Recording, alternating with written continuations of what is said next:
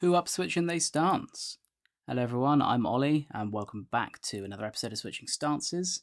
A very short episode of Switching Stances this week on account of this being, I think, the record holder for most first round finishes in the UFC.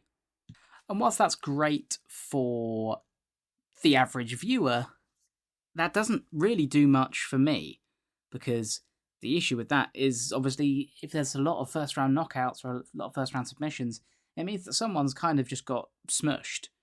Often, at least, there's not really a narrative to talk about or adjustments to make or much interesting in the way of like technique or strategy, because it's so hard to discern over if someone gets done in like a minute and a half. You don't really get to like build much or show that you're like attacking the same things. It's kind of just a punch and it's over. The main event, Uros Medic versus Daniel Rodriguez, was over in about 30 seconds, and that was just a little bait, like lots of feinting from Medic, and then Rodriguez steps in, and Medic goes 2-3-2, lead knee, soccer kick, and some lovely ground and pound to finish. And like, that's cool. Like, don't get me wrong, that's a cool highlight to have. It looked similar to the Conor McGregor knockout of Eddie Alvarez, so like that's gone gangbusters on the UFC social media, like whatever. Fine, that's cool. But for me, as someone watching it from like my interests and niches, that doesn't tell me anything about Uros Medic other than that he hits hard, which I already knew. Like, that doesn't move me any more than like seeing him knock out Jeff Neal. Jeff Neal's probably considerably less washed than Daniel Rodriguez. Daniel Rodriguez is out of like fucking Mexican prison for 8 months. Like, we have no gauge on how good this guy is anymore. He is something like 39. He's an old guy. And being straight out of prison, like, he's not been training in a gym. He's not going to have been grappling in his gym. He might have been like doing stuff to keep himself, he can probably shadow box. He might even have like a little boxing thing in the gym, in the prison. I don't know. But he's not going to have been training to the degree of a elite level top 15 in the world fighter.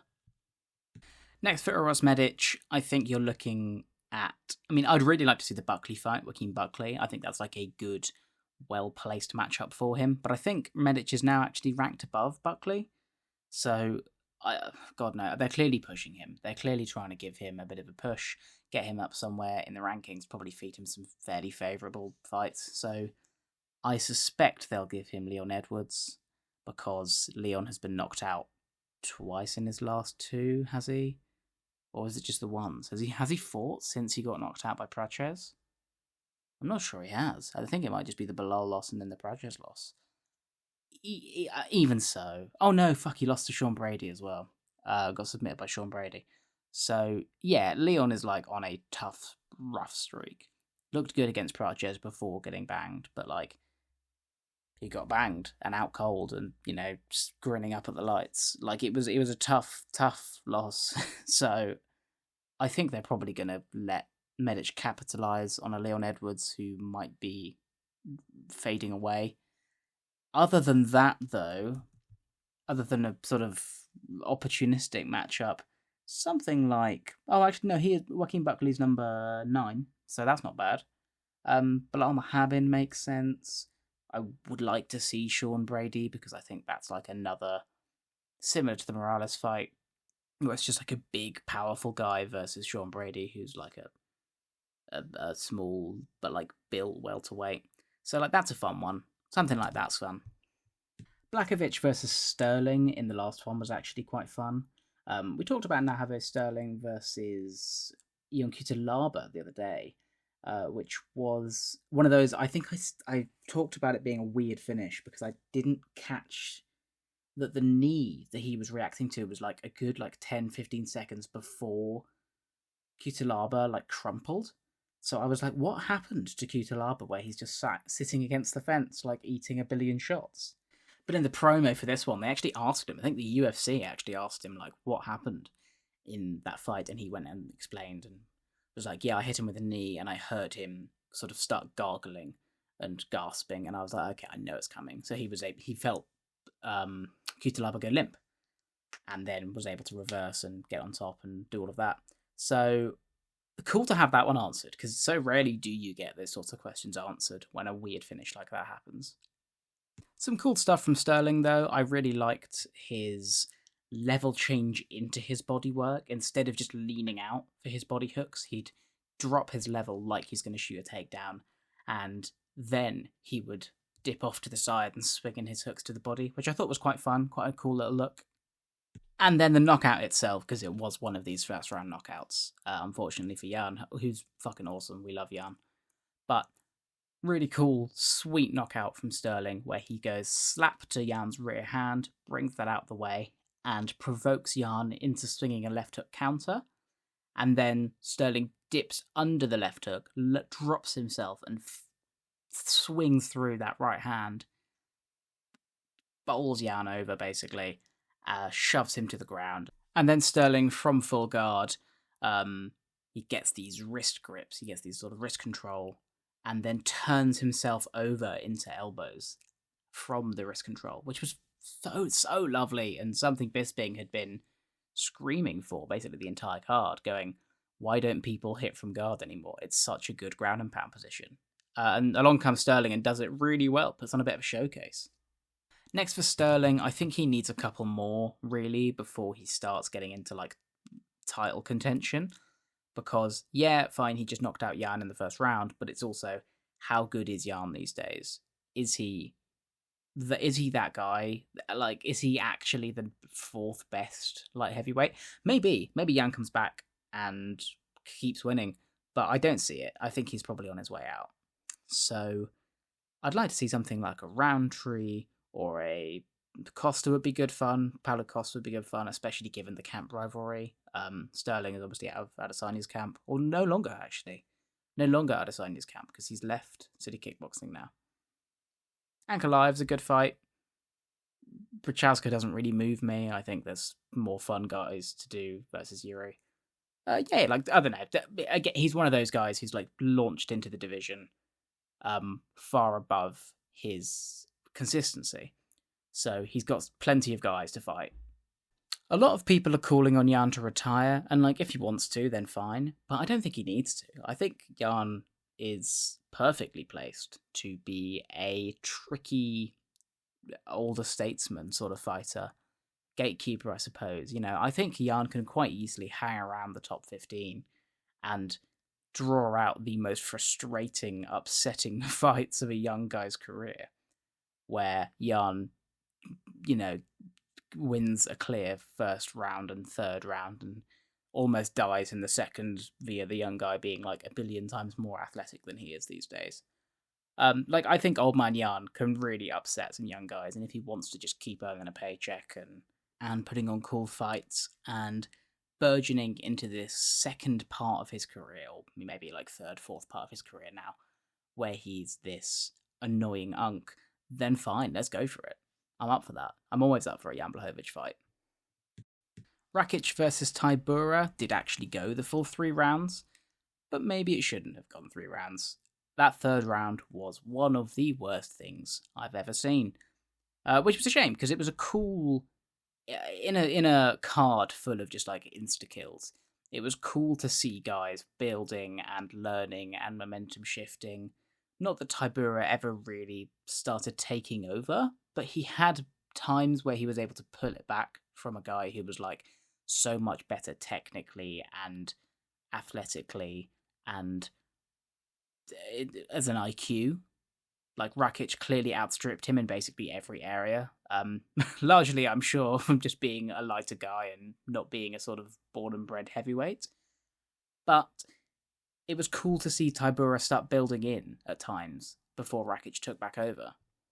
Like, I don't know, this is a similar one to last weekend's main event, Ankalaev versus Guskov, another light heavyweight fight, where people just seem to have maligned this fight and completely loathe it.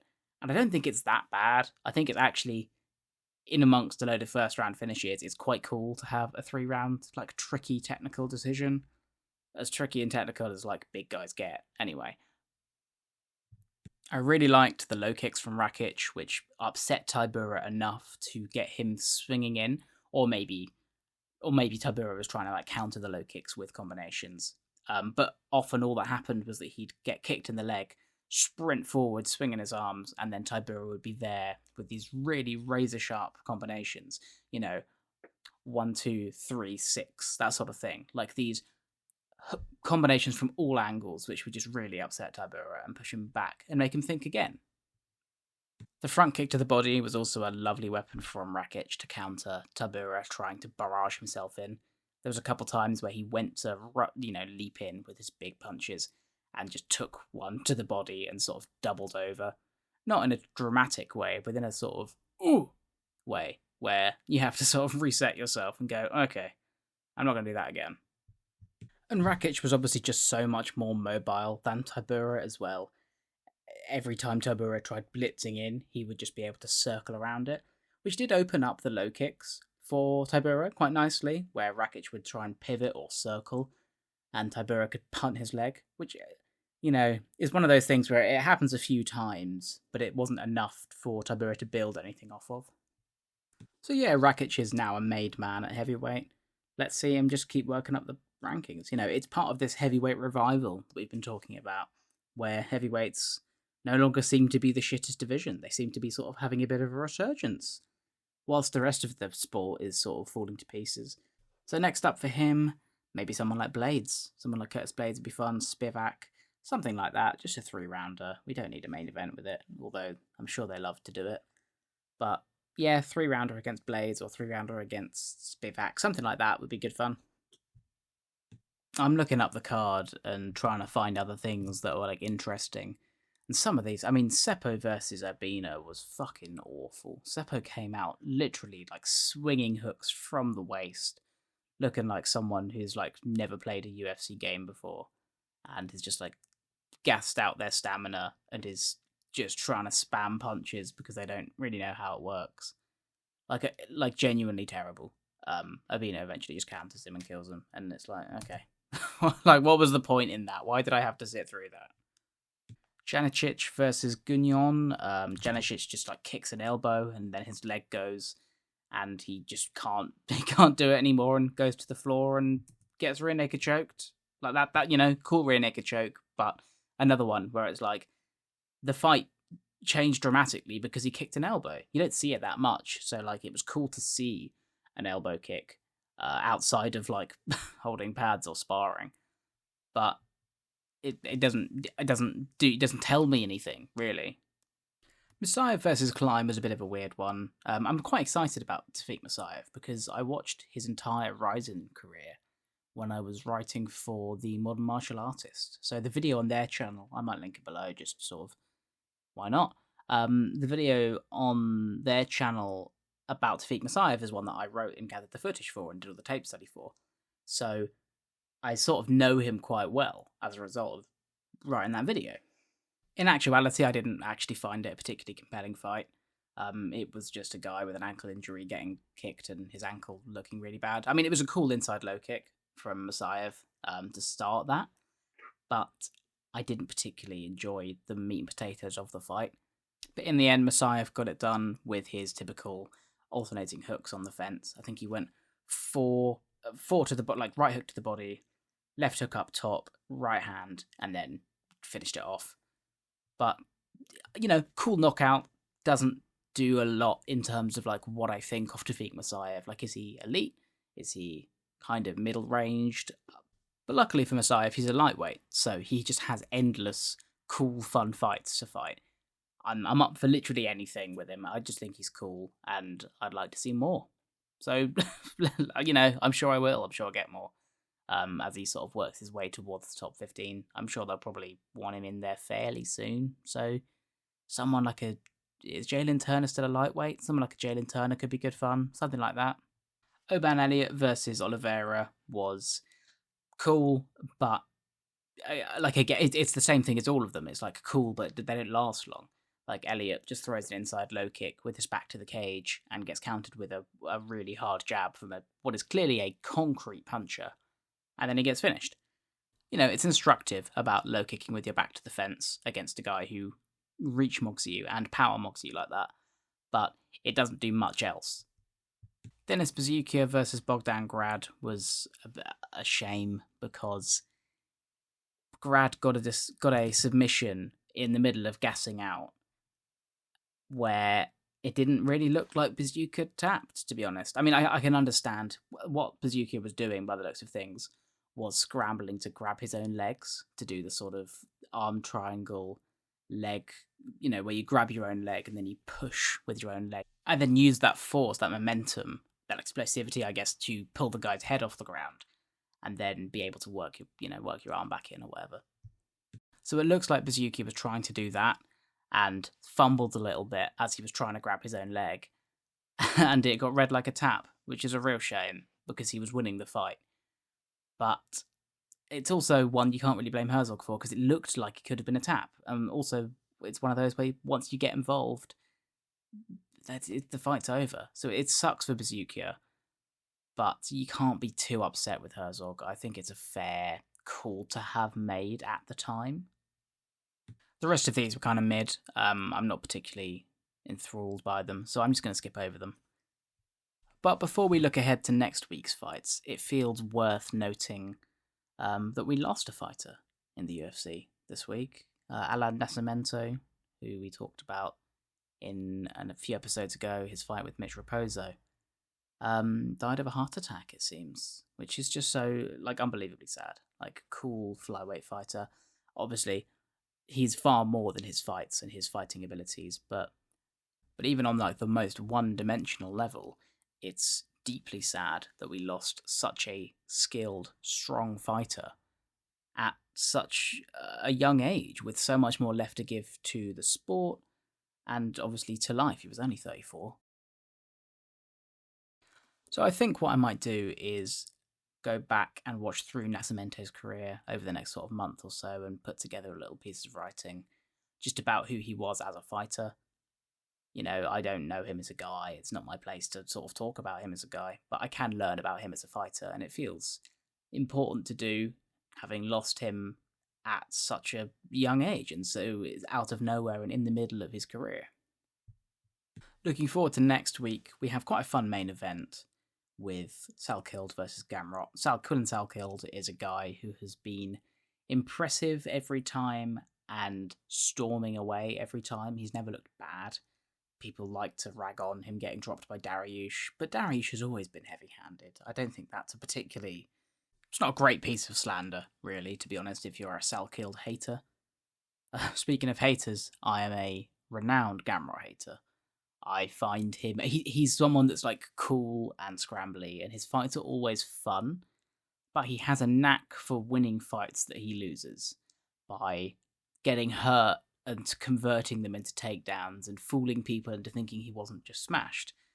So he has this ability to convert rounds where he gets damaged and hurt into rounds where he gets 30 seconds of control, and people don't read, or judges seemingly don't read, the damage that he sustains. So that fight with Jalen Turner is the prime kind of example, where he gets rocked 3 times and falls to his knees on takedown attempts, which work or almost work, but even just converting them into a scramble, or making Turner fight off the takedown attempt is enough to get Gamrot into a position where he doesn't look like he's just been hit really hard and wobbled. But despite my frustrations with Gamrot, he's clearly a good fighter. He's clearly a top 10 lightweight at the very least. Probably a top 5 on his best days. So it's a really good test for Salkilde. It's a really compelling test. I'm fascinated to see how this one goes. I think a lot of people are kind of counting Salkilde out, which I think's silly. I've always liked how he's looked. Maybe he will lose an obvious decision and everyone will go, oh, he couldn't grapple. We all knew he couldn't grapple. But I somehow don't get that feeling. I think he's probably going to fight to the moment, and I think we're going to get something quite good out of him. Even if it is a loss, it'll be a sort of competitive, okay, this guy deserves to be here loss. But, maybe next week will come around and I'm eating crow on saying that. But okay, that's it. I will catch everyone next week to talk about that fight. I'm not sure there's much else on the undercard of that one, but we'll find some gems. We'll find some bits and bobs to talk about in hindsight. And then we're on to the pay-per-view, Makhachev versus Gary. and not a lot else again. I think all the sort of good fights are waiting to be booked, frustratingly. But good stuff. I'll catch you next week. Goodbye.